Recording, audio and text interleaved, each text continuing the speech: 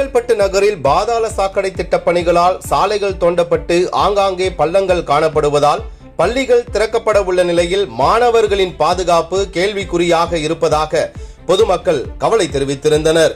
இது தொடர்பாக சற்று நேரத்திற்கு முன்பு நமது தொலைக்காட்சியில் செய்தி ஒளிபரப்பானது.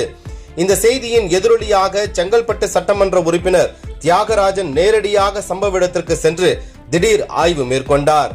அப்போது பாதாள சாக்கடை பணிகளுக்காக தோண்டப்பட்டு கிடக்கும் பள்ளங்கள் மற்றும் சாலைகளின் நிலையை பார்வையிட்ட அவர் நகராட்சி மற்றும் சம்பந்தப்பட்ட துறை அதிகாரிகளுடன் ஆலோசனை நடத்தினார். பின்னர் அதிகாரிகளுக்கு உடனடி உத்தரவுகளை பிறப்பித்த சட்டமன்ற உறுப்பினர் தியாகராஜன் பள்ளிகள் திறக்கப்பட உள்ள நிலையில் மாணவர்கள் மற்றும் பொதுமக்கள் சிரமமின்றி சென்று வருவதற்காக தோண்டப்பட்ட பள்ளங்களை ஜேசிபி இயந்திரங்கள் மூலம் விரைந்து சமன் செய்து சீரமைக்க வேண்டும் என அறிவுறுத்தினார். மேலும் பள்ளி மாணவர்களின் பாதுகாப்பை கருத்தில் கொண்டு பள்ளிகள் அமைந்துள்ள பகுதிகள் மற்றும் முக்கிய சாலைகளில் போர்க்கால அடிப்படையில் பணிகளை மேற்கொள்ள வேண்டும் என்றும் அதிகாரிகளுக்கு அவர் உத்தரவிட்டார்.